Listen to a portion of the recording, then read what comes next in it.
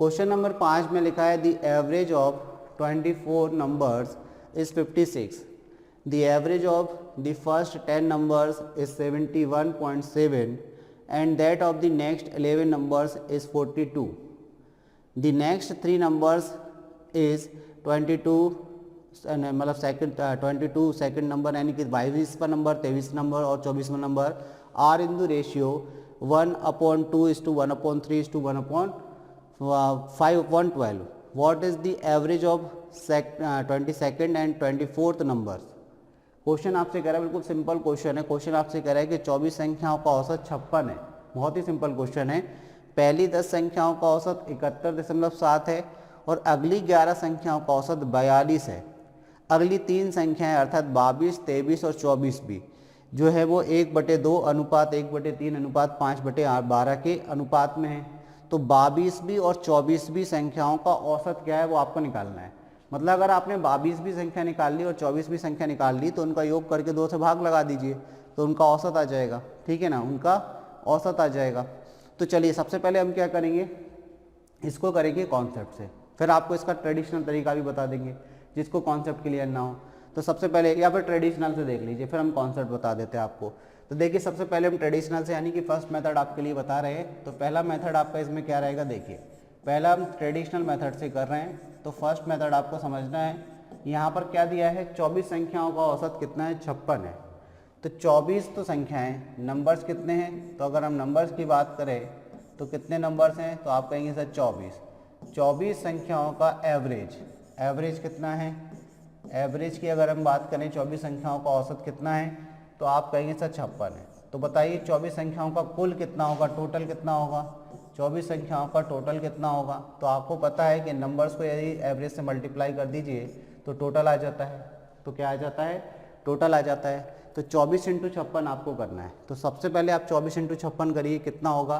तो देखिए 24 पंजे 120, 24 पंजे 120 मतलब 1200 और 24 पंजे 120 मतलब 1320।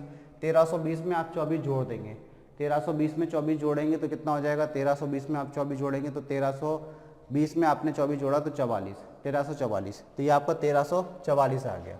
ये कितना आ गया, 1344। चलिए एक बार क्रॉस चेक और कर लें, एक बार मल्टीप्लाई गलत ना हो, नहीं तो पता चला कि बाद में कैलकुलेशन आपकी गड़बड़ हो जाए। ठीक है, तो देखिए 24, 6 चौको 24 की 4 हासिल 2, 5 चौको 20 2 22। ठीक है, 6 दूनी 12 की 2 हासिल 1, 5 दूनी 10 और 1 11। तो ये 4 4 3 और 1, 1344 आया, बिल्कुल सही है। ठीक है, तो आपकी कैलकुलेशन बिल्कुल सही है। तो आपका कितना आया, 1344। तो आपने देखा कि 24 संख्याओं का कुल योग कितना है, 1344। तो ये तो हमारा 24 संख्याओं का कुल योग निकल आया। अब बाद में बोल रहे हैं कि पहली 10 संख्याओं का औसत 71.7 है। तो पहली 10 संख्याएं, नंबर कितने हैं, 10 हैं, उनका औसत कितना है, 71.7 है, 71.7 है, 71.7 है। तो उनका कुल योग कितना होगा, तो उनका मल्टीप्लाई कर दीजिए। तो कुल योग 10 से मल्टीप्लाई करेंगे तो कितना आ जाएगा, 717 आ गया, 717 आ गया। ठीक है, ट्रेडिशनली कर लीजिए, बहुत इजी हो जाएगा ये। फिर उन्होंने बोला कि अगली 11 संख्याओं का औसत 42 है। तो अगली 11 संख्याएं ले लीजिए, अगली 11 संख्याओं का औसत कितना है, तो आपको दिया है 42। तो आप इन दोनों का मल्टीप्लाई कर दीजिए तो कुल योग आ जाएगा। तो 11 का मल्टीप्लाई, 11 दूनी 22 की 2 हासिल में 2, 11 चौक 44 और 2 46। तो कितना हो गया, 462। कितना, 462। अगर आप 11 और 10 संख्याओं का कुल योग जो है उनको जोड़ दें तो आपको 21 संख्याओं का योग मिल जाएगा। और 24 संख्याओं के योग में से अगर आप 21 संख्याओं का योग माइनस कर दें तो 3 संख्याओं का योग बचेगा। ठीक है, तो 3 संख्याओं का योग बचेगा आपके पास। तो यहाँ पर हम क्या कर रहे हैं, इन दोनों को जोड़ रहे हैं, इन दोनों को जोड़ रहे हैं। तो देखिए कितना हुआ 9, ये कितना हुआ 7 और ये कितना हुआ आपका 7 4 11, 1179। 9 7 और 11, 1179 यानी कि 1179। ये कितना हो गया आपका टोटल, 21 संख्याओं का कुल योग हो गया। कितनी संख्याओं का कुल योग हो गया, 21 संख्याओं का कुल योग हो गया। अब आपको क्या करना है, 3 संख्याओं का कुल योग बताना है। तो 24 में से 21 संख्याओं को कुल योग को माइनस कर दो तो 3 संख्याओं का टोटल आ जाएगा। तो 3 नंबर्स का कुल योग यानी कि टोटल 3 संख्याओं का, 3 का कुल योग, 3 का कुल योग क्या आ जाएगा, तो आप 1344 में से 1179 माइनस कर दीजिए। देखिए 14 में से 9 जाएगा तो आप कहेंगे सर 5 बचा, 8 जाएगा 14 में से तो 6 बचा, 2 जाएगा 3 में से तो 1 बचा, यानी कि 165। तो जो शेष 3 संख्याएं बची हैं उनका कुल योग कितना 165 है। अब यहाँ से बात बनती है, ये जो 3 संख्याएं बची हैं 22 भी, 23 भी और 24 भी, उनका कुल योग ये कितना है 165 है। लेकिन वो किस अनुपात में, 1/2 अनुपात 1/3 अनुपात 5/12 के अनुपात में। तो पहले इस अनुपात को आपको सिंपलेस्ट फॉर्म में कन्वर्ट करना पड़ेगा। कैसे कन्वर्ट होगा तो देखिए आप किस तरीके से आप कन्वर्ट करेंगे। तो आपको 22 भी, 23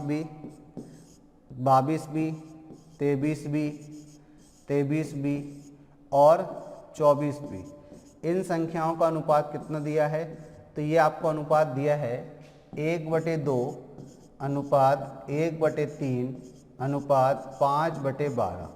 जब भी इस तरीके का अनुपात आए तो आपको क्या करना है, उनका जो डिनोमिनेटर है यानी कि हर है, उनका एलसीएम लेकर आप मल्टीप्लाई कर दीजिए।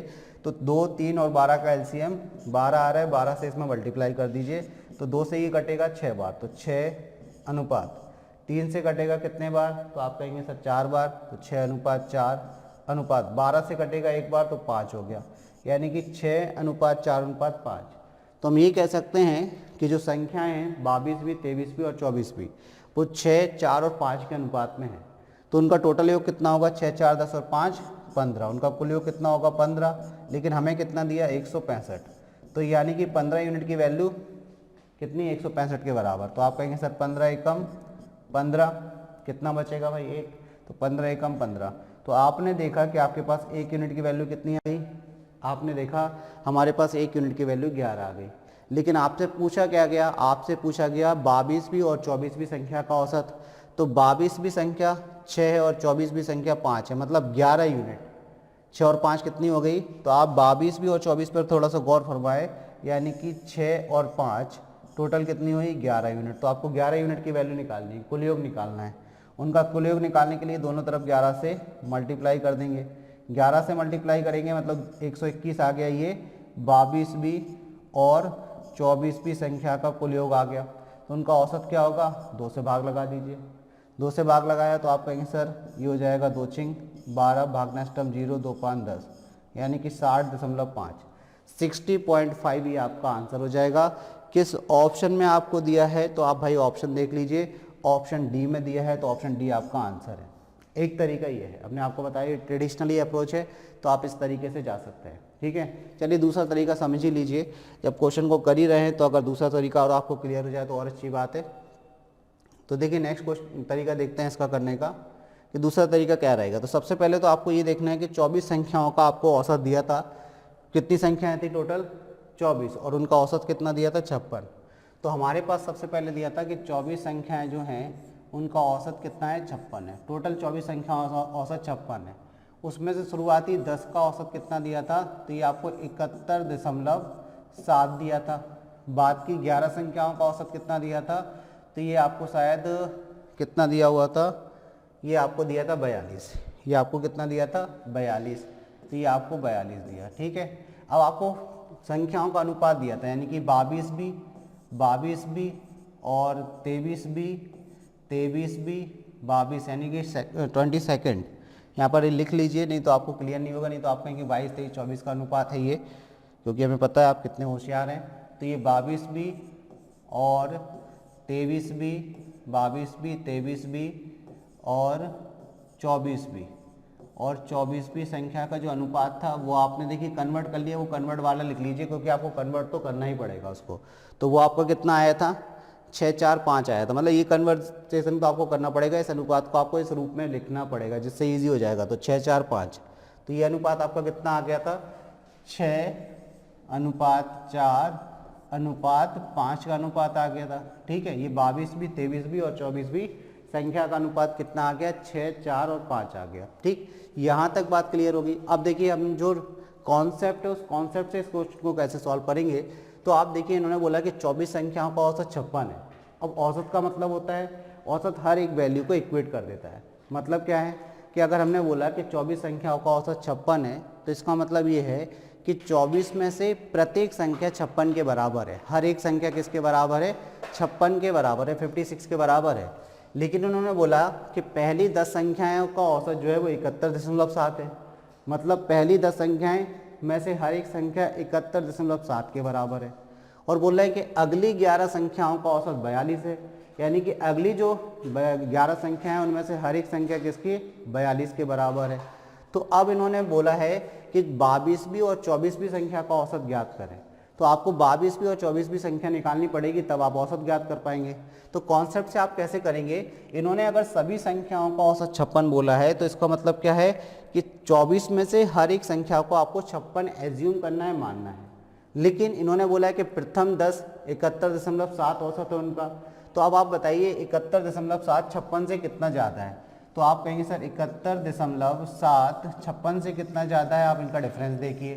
तो आप ये कितना ज़्यादा है, तो आप कहेंगे ये 7, 11 में से 6 जाएगा तो आप कहेंगे सर 5, 1 जाएगा तो 1, तो 15.7 ज़्यादा है। यानी कि जो 10 संख्या हैं उनमें से हर एक संख्या मेन औसत से 15.7 ज़्यादा है, मतलब प्लस है ये। अब ये प्लस है तो कितनी संख्या है ये, टोटल 10, तो 10 से मल्टीप्लाई कर दीजिए तो कुल कितना ज़्यादा है, तो आप कहेंगे सर 157 ज़्यादा है, 157 ज़्यादा है। ठीक, अब इसके बाद हम बात करें कि अगली 11 संख्याएं कितना, अगली 11 संख्याओं का औसत 42 है।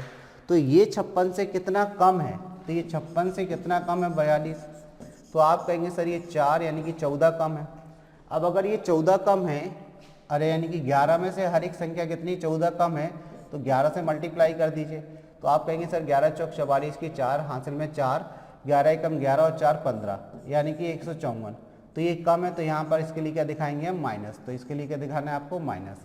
अब आपको क्या करना है, जो प्लस और माइनस आया है इनका योग करना है, इनका क्या करना है, योग करना है। तो इनका योग करिए आप। जब आप प्लस माइनस को जोड़ेंगे तो ये माइनस का 154 और ये प्लस का 157 है, तो प्लस का कितना बचेगा, 3 बचेगा। अब प्लस का जब 3 बचेगा, इसका मतलब क्या है, ये प्लस का 3 किसके पास गया, बाकी की ये संख्याओं के पास गया। किसके पास गया, बाकी की 10 संख्याओं के पास गया, क्योंकि ये 10 संख्याएं ही ज़्यादा निकल कर आ रही हैं। तो इसका मतलब ये कह सकते हैं कि जो हमारी 3 संख्याएं बची है 22, 23 और 24, उनका औसत भी तो किस में इंक्लूड होगा, इन 24 में इंक्लूड होगा। यानी कि उनमें से हर एक संख्या को हम कितना एज्यूम कर रहे हैं, उनमें से हर एक संख्या को हम 56 एज्यूम कर रहे हैं, 56 एज्यूम कर रहे हैं। लेकिन 56 वो है नहीं, 56 हम एज्यूम कर रहे हैं लेकिन वो 56 है नहीं, क्योंकि हर एक में से कितने की कमी हो गई, 3, टोटल में से 3 की कमी हो गई। तो हर एक में से कितनी कमी हुई, तो 3 संख्या है तो आप इसको 3 से भाग दे देंगे। तो हर एक संख्या में कितने की कमी हो गई, 1 की कमी हो गई। अब 1 की अगर कमी हो गई तो इसका मतलब क्या है कि जो 3 संख्या बची है हमारे पास 22 बी, 23 बी और 24 बी, जो हमारे पास 3 संख्या बची हैं उनका जो औसत है, उनके अगर हम औसत की बात करें तो उनका जो औसत है वो कितना है, तो 1 माइनस हो जाएगा 56 में से, 56 माइनस 1 हो जाएगा, तो आप कहेंगे 55। उन सबका औसत कितना है, 55 है। उन सबका औसत कितना है, 55 है। ठीक है, लेकिन ये औसत 55 है, तो अगर ये औसत 55 है तो अब आपको क्या करना पड़ेगा, यहाँ से इन तीनों संख्याओं का औसत निकालना पड़ेगा। अब हमारे पास यूनिट में वैल्यू दी है, तो इन सबका औसत हम किसके बराबर करेंगे, तो 6, 5, 6, 4, 10, 5, 15। तो हम कहेंगे सर 15 यूनिट की वैल्यू, 15 तो कुल हो गया योग इन तीनों का कुल योग कितना हो गया, तो आप कहेंगे सर 15। लेकिन औसत कितना होगा, तो आप कहेंगे सर 3 से भाग लगा दीजिए, क्योंकि 3 संख्या है। 6, 4, 10, 5, 15 हो गया, 15 में 3 से भाग लगा दीजिए औसत। तो औसत हमारे हिसाब से कितना आया, 5 यूनिट। तो 5 यूनिट की वैल्यू किसके बराबर, 55 के बराबर। अब 5 यूनिट की वैल्यू 55 के बराबर, तो 1 यूनिट की वैल्यू किसके बराबर, तो 11 के बराबर। 1 यूनिट की वैल्यू यहाँ से कितनी आ गई, 11। लेकिन हमें निकालना क्या है, हमें निकालना है भाई यहाँ से 22वीं और 24वीं संख्या का औसत। तो अब आप बताइए 22वीं संख्या कितनी है, 6, और 24वीं कितनी है, 5। तो हमें टोटल कितना निकालना है, फिर से वही बात हो रही कि हमें टोटल 11 यूनिट की वैल्यू निकालनी है। तो टोटल 11 यूनिट की वैल्यू निकालनी है, तो 11 से दोनों तरफ मल्टीप्लाई कर दीजिए। तो टोटल कितना आ गया, 121। यानी कि हम कह सकते हैं कि 22वीं संख्या प्लस 24वीं संख्या का योग कितना आ गया, 121 आ गया। तो औसत कैसे निकालेंगे, दो संख्याओं का औसत निकालना बिल्कुल सिंपल है। तो आप कहेंगे सर औसत निकालना बिल्कुल सिंपल है, 121 में आप 2 से भाग लगा दीजिए, तो 60.5 ये आपका 22वीं और 24वीं संख्या का औसत आ जाएगा। ये कॉन्सेप्ट है। अगर आप कॉन्सेप्ट से बनाएंगे तो आपके लिए कैलकुलेशन का समय बच जाएगा और छोटा सा डेटा हो जाता है, आसानी से आप कर सकते हैं। बस बात यह है कि आपको क्लियर हुई कि नहीं बात। अगर आपको क्लियर है तो आपको मज़ा आ रहा होगा कि किस तरीके से इस क्वेश्चन को सॉल्व आप आसानी से कर सकते हैं। ठीक है, चलिए तो आगे बढ़ते हैं और क्वेश्चन नंबर 6 देखते हैं। क्वेश्चन नंबर 6 देखते हैं कि भाई क्वेश्चन नंबर 6 आपसे क्या कह रहा है।